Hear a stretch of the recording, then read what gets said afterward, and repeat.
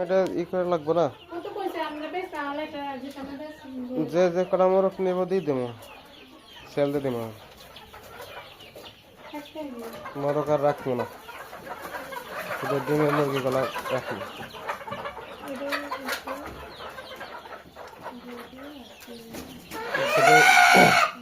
বড় বড় ডিমের মোরগগুলো রাখবো শুধু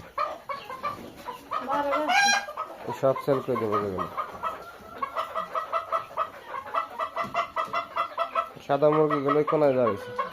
যা দিল